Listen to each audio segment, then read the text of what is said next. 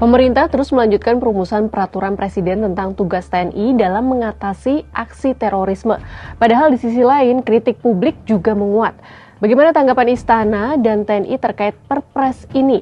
Lalu apa catatan yang diungkap anggota Komisi 1 DPR? Dan poin krusial apa sebenarnya yang menjadi kritik terkait aturan TNI dalam mengatasi terorisme? Kita bahas ya. Draft Perpres tentang tugas TNI dalam mengatasi aksi terorisme beredar di publik beberapa hari terakhir. Naskah yang belum bernomor dan belum ditandatangani Presiden Prabowo Subianto itu mengatur bahwa tugas TNI dalam mengatasi terorisme merupakan bagian dari operasi militer selain perang atau OMSP dengan fungsi penangkalan, penindakan, dan pemulihan. Menteri Sekretaris Negara Prasetyo Hadi saat ditemui seusai rapat pimpinan TNI Polri di Istana Kepresidenan Jakarta, Senin 9 Februari 2026 membenarkan bahwa rancangan Perpres mengenai pelibatan TNI dalam mengatasi terorisme masih terus digodok. Dalam kesempatan yang sama, Kepala Staf TNI Angkatan Darat Jenderal Maruli Simanjuntak juga buka suara terkait Perpres ini. Sedang dibicarakan. Iya. Didiskusikan. Aturan mainnya supaya tidak keluar dari tugas pokok TNI. Ya justru di situ semua saling dilihat kan yang menjadi tugas pokok, kemudian juga dilihat satu skala, yang kedua memang mau tidak mau kita menyadari bahwa segala sesuatu berkembang, termasuk dalam hal dunia terorisme itu juga berkembang. Nah disitulah kemudian dibutuhkan aturan-aturan dan dibutuhkan penanganan-penanganan yang dapat mengantisipasi perkembangan-perkembangan tersebut gitu. Depan aja Pak. Biar saja nanti dari Mabes TNI ya, Mabes TNI dari Kemhan biar. Kalau kami kan masih pembinaan Angkatan Darat, jadi kita tidak mengikuti detail apa yang didiskusikan tentang itu.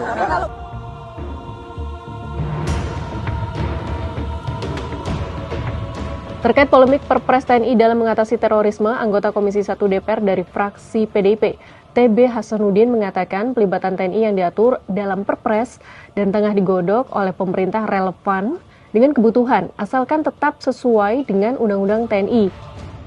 Yang menjelaskan mengacu pada Undang-Undang TNI, pelibatan prajurit dalam penanggulangan terorisme dibatasi oleh beberapa ketentuan antara lain terkait target aksi terorisme. Beberapa target yang dimaksud adalah ancaman terhadap presiden dan wakil presiden, serta tamu negara setingkat presiden dan wakil presiden. Selain itu, TNI juga dapat dilibatkan dalam aksi terorisme yang terjadi di pesawat terbang, zona ekonomi eksklusif, dan kedutaan besar RI. Namun jika targetnya sipil, hal tersebut merupakan tugas Polri. Pemerintah menegaskan bahwa Perpres merupakan produk hukum yang tepat untuk mengatur pelibatan TNI dalam mengatasi terorisme. Sebab perumusan dan pengesahannya dapat dilakukan dalam waktu relatif lebih cepat dibandingkan dengan merevisi Undang-Undang Nomor 3 Tahun 2025 tentang TNI. Terlebih Undang-Undang TNI juga baru direvisi dan disahkan beberapa waktu lalu. Adapun Koalisi Masyarakat Sipil untuk Reformasi Sektor Keamanan yang terdiri dari setidaknya 24 organisasi non-pemerintah menerbitkan kertas kebijakan untuk menolak rancangan Perpres tersebut. Kertas kebijakan berjudul Ancaman Muatnya Militerisme melalui rancangan Perpres tentang pelibatan TNI dalam mengatasi terorisme dan dampaknya terhadap negara hukum dirilis pada Minggu 8 Februari. Dalam kajian tersebut, koalisi menilai bahwa rancangan Perpres problematik, baik secara konseptual, normatif, konstitusionalisme, tata kelola demokrasi, perlindungan hak asasi manusia, maupun efektivitas jangka panjang penanganan terorisme. Secara normatif, pengaturan pelibatan TNI melalui Perpres dinilai bertentangan dengan ketetapan MPR nomor 7 MPR tahun 2000 dan Undang-Undang TNI karena semestinya peran tersebut diatur dalam undang-undang yang diputuskan oleh pemerintah dan DPR. Sementara secara substansial, tugas TNI dalam mengatasi terorisme berpotensi mengaburkan batas antara fungsi pertahanan dan penegakan hukum. Sebab dalam rancangan Perpres disebutkan bahwa TNI nantinya berwenang melakukan penangkalan, penindakan, dan pemulihan aksi terorisme. Desain kebijakan tersebut dinilai berpotensi merusak bangunan sistem peradilan pidana, menimbulkan tumpang tindih kewenangan dengan aparat penegak hukum sipil, serta meningkatkan risiko pelanggaran HAM, terutama dalam konteks belum tuntasnya reformasi peradilan militer dan lemahnya mekanisme akuntabilitas hukum bagi prajurit TNI dalam operasi keamanan domestik.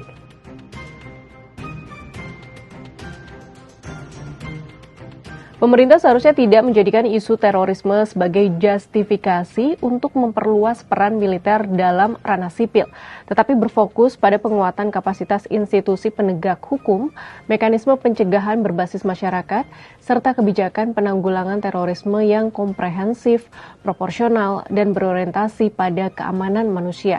Kalau sahabat Kompas, bagaimana pendapatnya?